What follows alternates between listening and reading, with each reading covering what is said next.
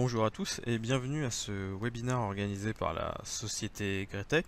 Webinaire du jour qui va porter sur l'un des produits que l'on propose, à savoir le Power Pack. Le Power Pack est un package de fonctionnalités que nous avons développé, porté sur la plateforme BIM Autodesk Revit.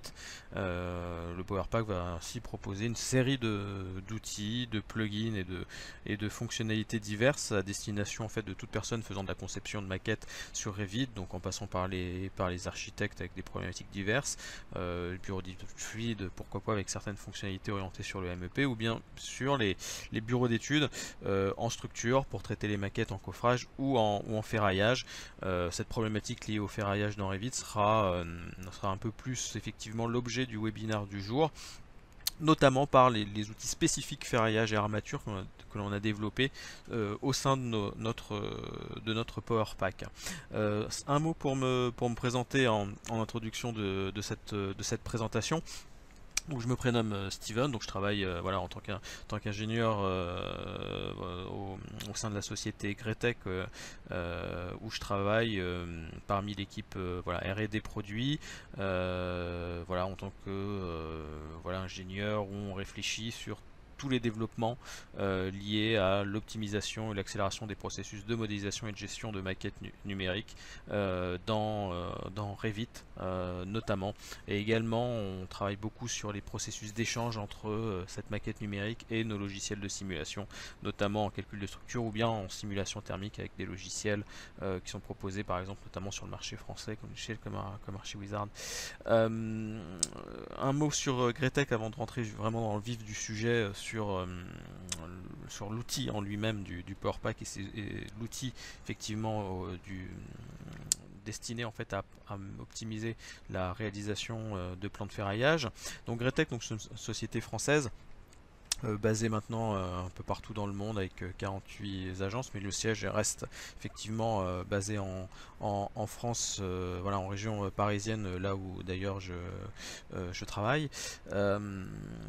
Nous sommes donc éditeur international et nos produits et nos logiciels sont essentiellement orientés en 4 axes, on-va-dire en 4 grandes divisions. Première division qui va proposer des solutions destinées à la modélisation de maquettes numériques, d'outils d'aide à la modélisation de ces maquettes, notamment avec des outils comme le Power Pack qui vont fonctionner en tandem avec nos solutions plus les solutions proposées par l'éditeur américain Autodesk, donc notamment avec des logiciels comme Revit.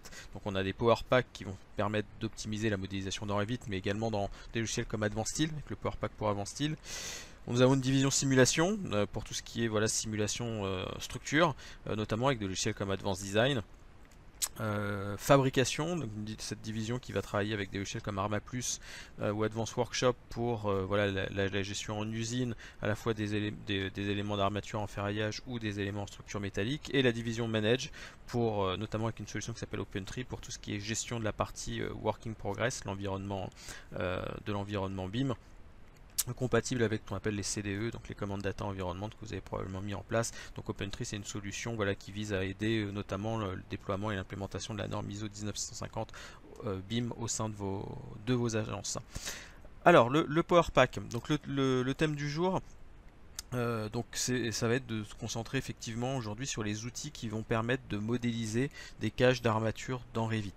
Alors le Power Pack pour Revit, vous avez un aperçu du ruban, hein. Comme vous le savez, l'interface logicielle de Revit, c'est une interface sous forme de ruban, et donc le Power Pack va suivre, on va dire, hein, par ce même mode d'utilisation, cette même ergonomie, en proposant, vous voyez, une large série de fonctionnalités. On a plus d'une cinquantaine rangées effectivement au sein d'un même ruban, avec des outils destinés à manipuler les armatures dans Revit. Vous voyez que le Power Pack se propose en 3 onglets. Un premier Power Pack, on va dire, que je vais appeler un peu général, qui va proposer des fonctionnalités diverses, un peu multidisciplines, par exemple des liens vers Excel, des outils pour gérer les familles, voilà, des outils pour rechercher des éléments rapidement dans une maquette, des outils pour générer des codes rapidement, etc. Donc ça, ce sont des outils pluridisciplinaires.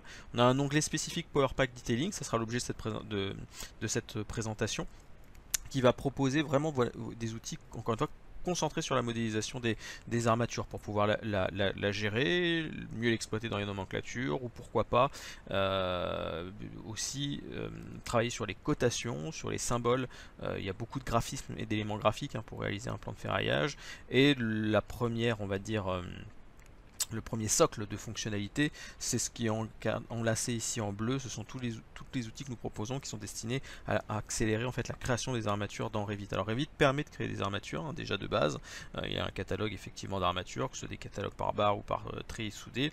L'approche par contre du logiciel Revit, j'entends, c'est de travailler barre par barre, c'est-à-dire qu'on va modéliser voilà, un cadre, on travaille très souvent en deux temps, on pose une armature, on la distribue, ce qui est assez courant d'ailleurs dans les logiciels d'armature qui fonctionnent en 2D ou en 3D, d'ailleurs on pose une armature et puis on la distribue dans une volumétrie. Les outils qu'on va proposer s'assimilent en fait, on va dire, à des générateurs qui vont permettre sur des éléments structurels courants dans un bâtiment, notamment les poutres, poteaux, semelles et voiles, de pouvoir avoir accès à des assistants qui vont permettre la modélisation d'une cage complète d'armature en 3D et paramétrique. C'est-à-dire que les outils encadrés ici vont permettre à la fois de créer l'armature, mais également de la modifier de façon paramétrique. On va quelque part proposer une approche parallèle à l'approche barre par barre qui est native dans le logiciel Revit.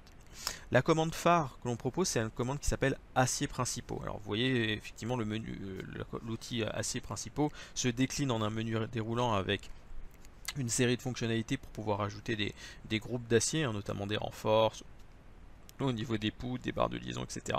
Je vais surtout m'attarder sur l'outil aciers principaux, qui est vraiment, comme son nom l'indique, un petit peu l'outil principal à utiliser pour générer, on va dire, une cage de base sur les éléments standards, donc poutres, poteaux, semelles et voiles.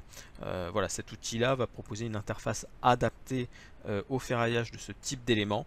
Voilà, donc autrement dit, ce n'est pas un générateur qui pourra fonctionner sur d'autres composants structurels ou des formes géométriques libres que vous auriez à armer au sein de votre projet.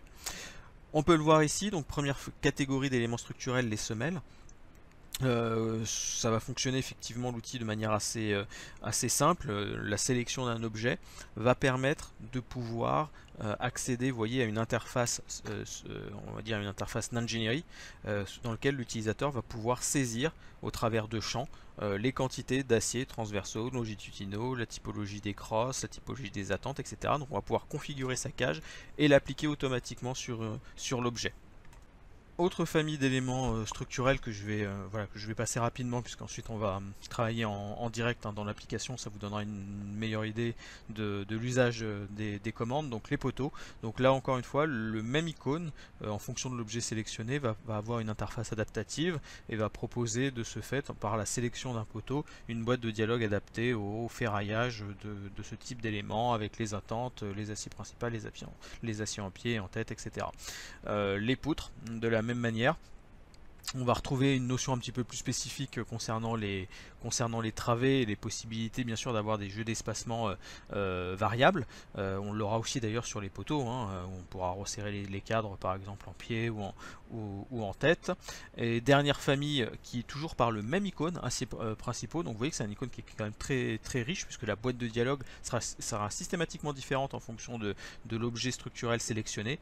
Dans le cas des voiles ou des groupes de voiles, puisqu'on pourra aussi armer par exemple les angles, les intersections de voiles, on va avoir là aussi une boîte de dialogue adaptée pour les voiles de contre-vêtement, les voiles en béton armé d'une manière générale. Une spécificité des poutres, ou dans les commandes à disposition d'ailleurs dans le Power Pack, on a cette notion de groupe. On voit dans le menu déroulant créer un groupe, on a deux commandes, semelle ou poteau ou poutre à plusieurs travées.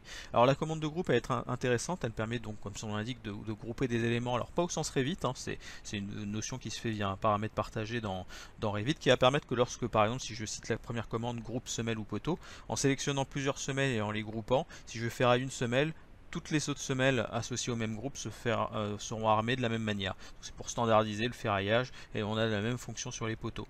Sur les poutres, la spécificité c'est effectivement cette notion de poutre à plusieurs travées. Comme vous savez dans Revit, dans le cas des poutres à travées continues, on a plutôt tendance à modéliser les poutres sous forme de travées individuelles pour pouvoir les numéroter différemment, notamment plutôt que de tracer une poutre de X mètres de longueur. Pourtant pour le ferraillage, il convient de travailler ça comme une poutre continue. Donc on a une notion là aussi qui se fait au travers d'un paramètre partagé partagé pour pouvoir armer les poutres à travée continu.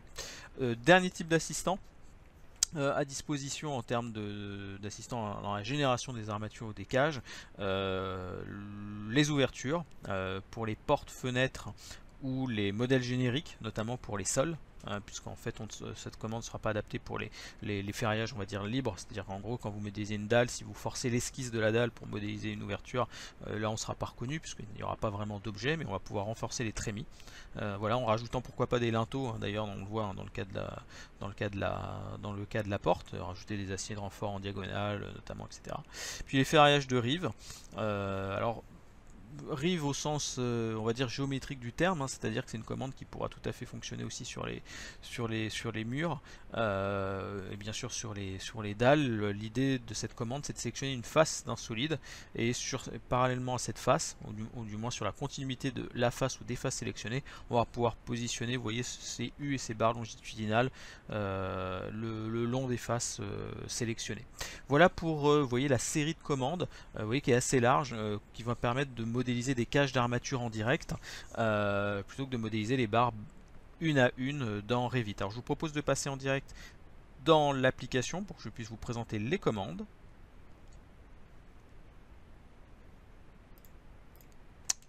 Ok, donc nous voici dans Revit, donc on va travailler sur ce modèle. Je vais commencer ici tout d'abord par travailler sur les semelles. Alors on peut travailler directement dans une mise en page, puisqu'en double-cliquant dans une mise en page, on va activer la vue concernée. Et je vais donc ici retrouver mes trois rubans, Power Pack, Power Pack Detailing, Power Pack Design.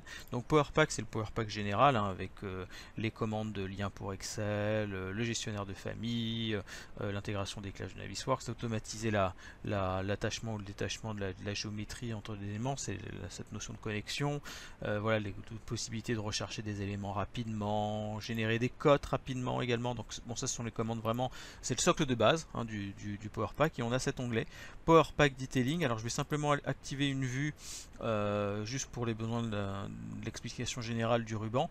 On va pouvoir visualiser ici l'ensemble des commandes dédiées à la modélisation des armatures. Donc vous voyez, Revit propose un premier jeu de commandes, hein, armature, surface, trajectoire. Donc on a ces 7 commandes, 1, 2, 3, 4, 5, 6, 7, ouais, c'est ça, 7 commandes proposées par Revit.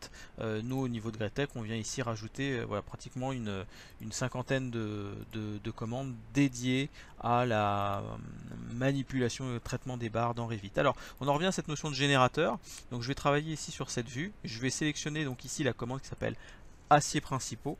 Voilà, directement. Je vais sélectionner la semelle. Alors je vais tout d'abord activer ma vue, sélectionner ma semelle, aller dans l'onglet Power Pack Detailing et lancer cette commande aciers principaux. Et on va voir donc du coup l'ouverture d'une boîte de dialogue qui va venir capturer en fait la géométrie de l'élément sélectionné, donc à savoir ici une semelle, et je vais pouvoir sur cette semelle utiliser l'assistant pour pouvoir configurer les quantités d'acier nécessaires au ferraillage de l'élément. Donc je ne vais pas rentrer effectivement dans tous les réglages, mais vous voyez ici qu'on va pouvoir gérer les attentes en départ de la semelle, le crossage, le type de barre, bien évidemment le diamètre de barre. Donc on va modéliser des barres Revit, donc c'est pas un élément 2D ou un solide d'un modèle générique, on va vraiment modéliser des barres Revit qui pourront être du coup nomenclaturées tant que telles. On va valider par la touche OK tout simplement, et on va avoir du coup la génération, vous voyez, de la cage d'armature complète qui va être faite sur l'objet. Voilà, donc là on peut le voir ici directement, d'ailleurs la nomenclature c'est complété. Donc le même icône d'ailleurs, si je reviens sur cette semelle, vous voyez que je vais réouvrir la boîte de dialogue et je vais pouvoir ici par exemple modifier aussi une cage existante. Donc là on voit, hein, volontairement j'ai mis une valeur visible visuellement, j'ai réduit la quantité dans la distribution des cadres selon un axe.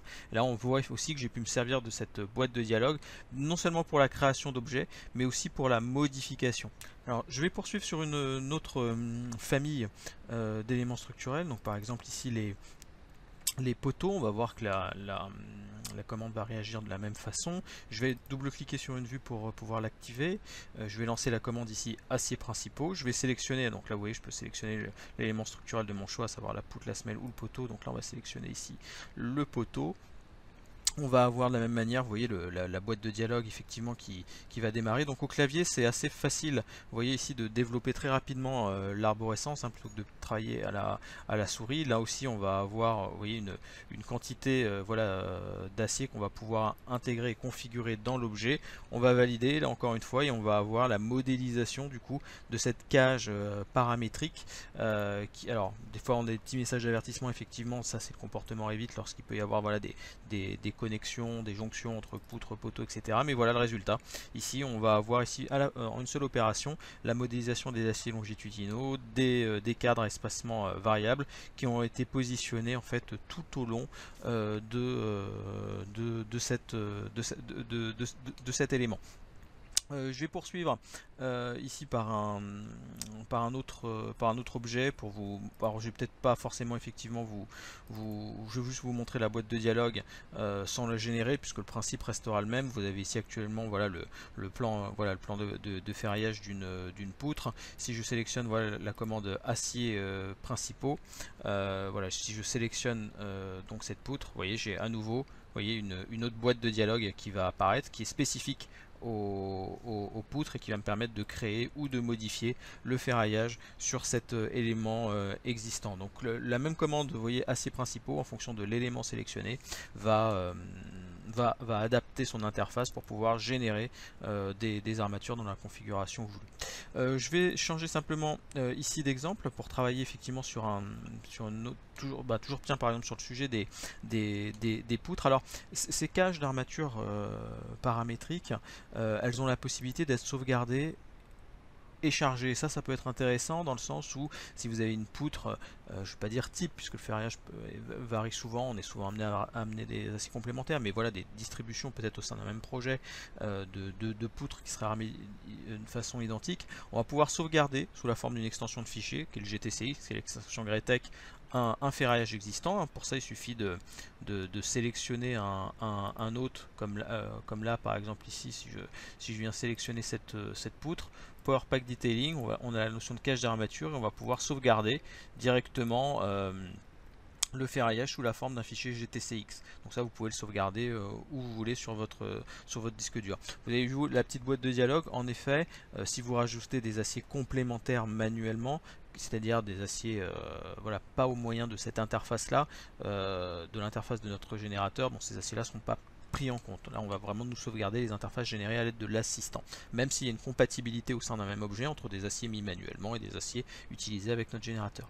Je vais pouvoir ici charger, ça aussi c'est une autre possibilité. Donc là je vais prendre ici cette poutre, je vais aller prendre la commande charger, voilà, donc je vais aller chercher ici un fichier, donc par exemple ici ce fichier GTCX qui contient des réglages, enfin une configuration d'une cage donnée. Donc j'ai quelques messages d'avertissement, puisqu'en effet la longueur peut être différente, la section peut être un peu différente, et dans ce cas là, en fonction de l'enrobage, le cadre va s'adapter, mais on va avoir un report, vous voyez, de la géométrie de la poutre réalisée initialement sauvegardée, qu'on va pouvoir appliquer ici sur un autre élément.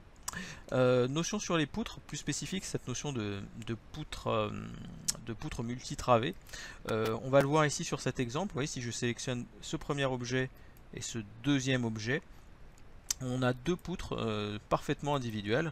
Alors je ne sais pas si un identifiant a été mis ici, tiens, N01 ici, et celui-là N02. Donc là il y a eu des identifiants qui ont été mis, mais c'est pas un prérequis pour l'usage de la commande. Et on a cet outil ici, créer groupe, qui va proposer plusieurs notions de groupe.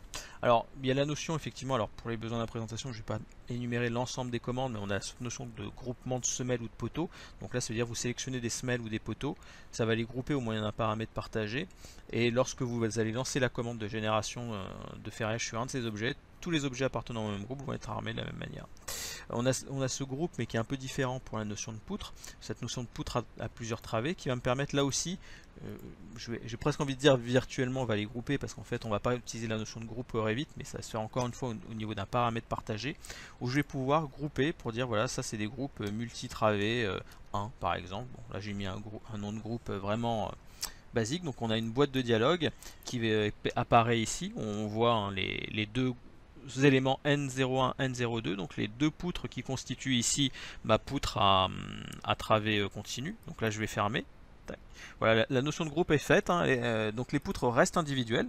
Donc ça veut dire qu'en termes d'utilisateurs, on peut les manipuler. On voit ici un design group qui a été positionné, MT1, hein, ici. Donc ça c'est le nom le nom de mon groupe. Et le logiciel va donc savoir que ces deux poutres en fait sont groupées à l'intérieur on va dire d'une même notion. Donc là je vais lancer maintenant la commande d'acier principaux. Voilà, je vais sélectionner une des poutres de ce groupe et on va voir en fait ici qu'on a deux travées qui ont été positionnés. Donc le logiciel reconnaît en fait que par la sélection d'une seule poutre, elle fait partie en fait d'un ensemble de deux travées que je vais pouvoir armer du coup de façon indépendante. C'est-à-dire sur chaque travée, je peux les armer de manière indépendante. J'ai aussi cette autre commande qui s'appelle disposition constructive qui est intéressante aussi pour générer des armatures. C'est une commande en fait qui va permettre d'armer en positionnant en fait un ratio minimum sur l'objet. Donc là vous voyez que j'ai sélectionné une seule des poutres et j'ai l'ensemble de la travée qui a été armée. Donc ça c'est un élément qui peut être aussi particulièrement intéressant pour le cas des poutres à plusieurs travées continues. Dernière famille d'éléments structurels que je tenais à présenter pour clôturer effectivement une partie des générateurs, du moins sur les éléments structurels que l'on propose au sein du PowerPack Detailing, sont les voiles. Donc pour ça je vais ouvrir ici une vue voilà, qui a comporté un certain nombre de voiles. Donc il y a des voiles qui ont été déjà ici préarmées sur cette maquette. Donc on va travailler sur les voiles qui ne le sont pas encore. Donc préalable à cette opération, on va utiliser encore une fois la commande d'acier principaux ou de disposition constructive, parce qu'on a ces deux outils pour pouvoir lancer la création d'armature au sein d'un objet hôte. Cette notion de groupe de voiles, mur ou voile de contreventement, qui va me permettre de sélectionner un ensemble de voiles et de l'associer par exemple ici à un groupe de murs. Donc je vais l'appeler groupe de voiles voilà, RDC par exemple. Je vais valider par la touche OK. Donc là on a la notion de groupe qui vient d'être introduite au niveau des deux objets. On repère ici les identifiants. Ah, ils étaient au niveau des fondations. Bon, pas grave, on pourrait toujours changer le nom du groupe, hein, ça c'est un détail.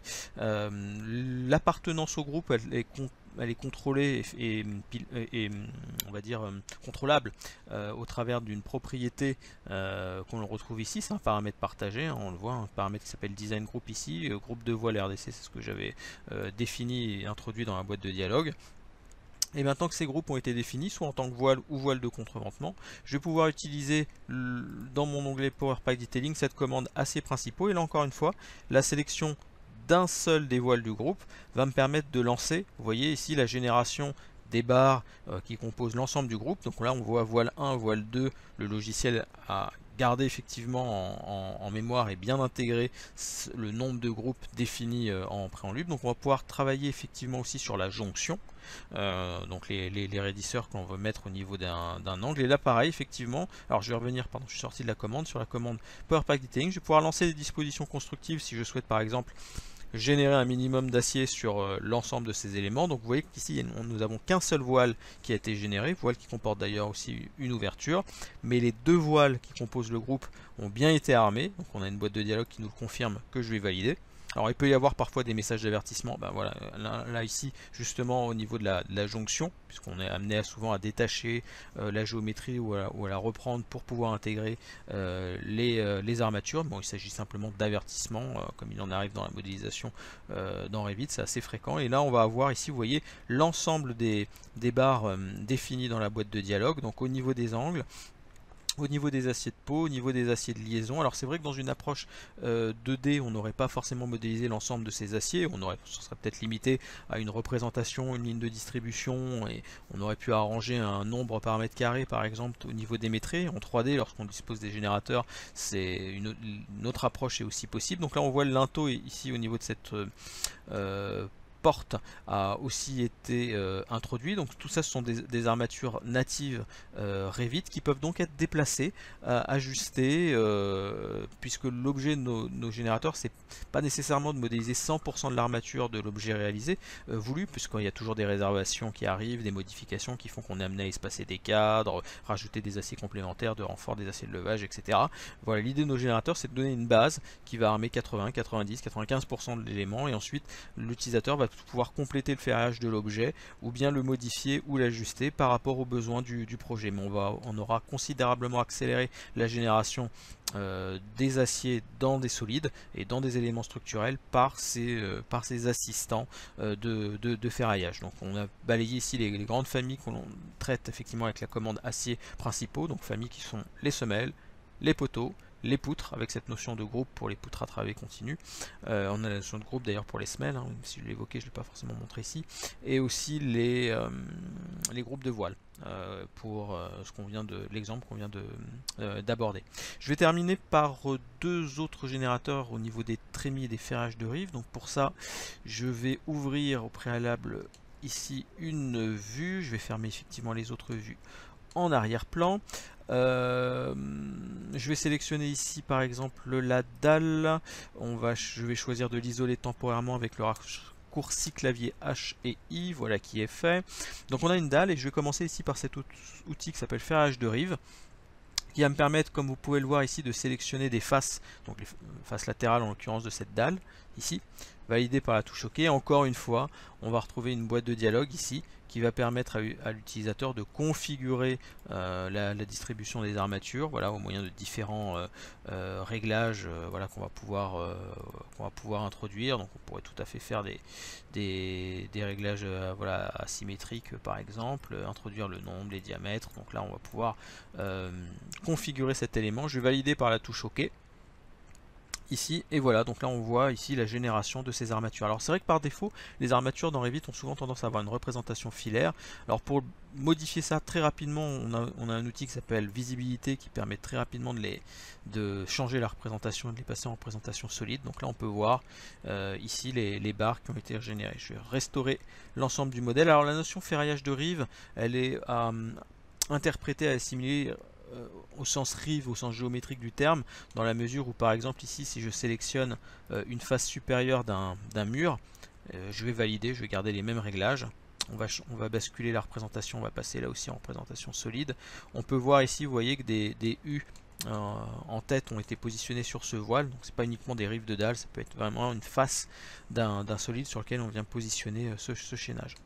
Je vais terminer par les trémies.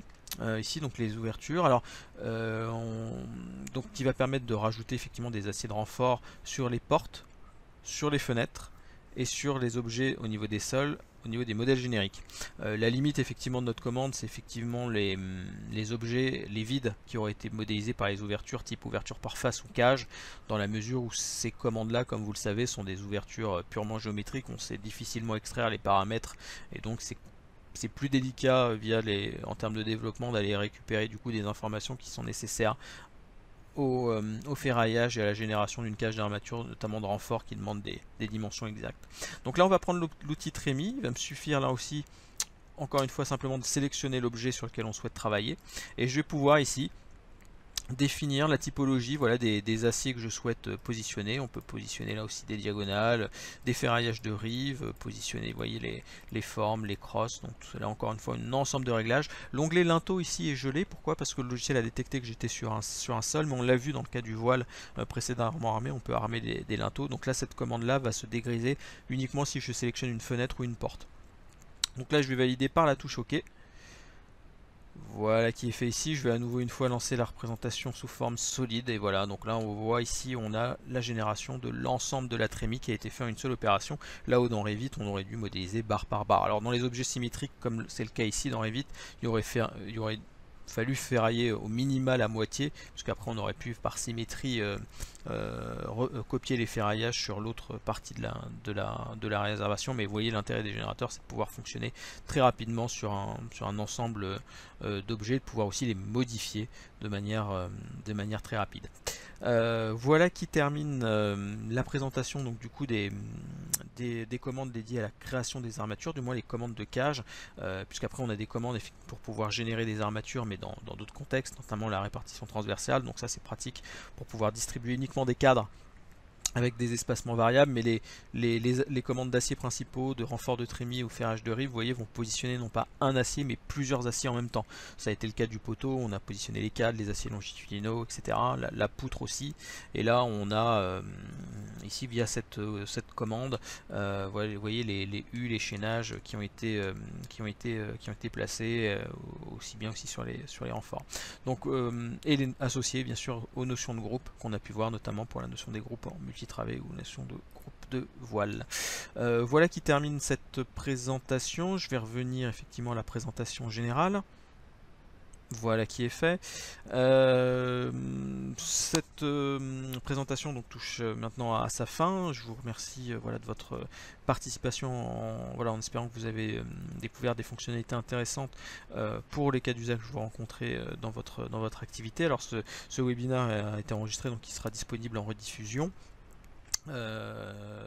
Donc pour les inscrits, un lien probablement qui vous sera envoyé, mais n'hésitez pas surtout à nous suivre sur nos réseaux sociaux, donc Twitter, Facebook, LinkedIn et YouTube, sur lequel vous aurez des informations aussi sur les prochaines sessions. Donc là nous allons organiser aussi d'autres sessions plus spécifiquement liées à ce sujet qui sont les armatures dans Revit, optimisées et accélérées en termes de création par notre PowerPack. On a organisé d'autres sessions de présentation sur le PowerPack de manière plus générale en mois de janvier ou mois de février, mais qui sont aussi pareil disponibles en rediffusion. Je vous remercie encore une fois de votre participation et je reste bien sûr à votre disposition si vous avez des questions. Je vous dis à très bientôt sur nos prochains webinars.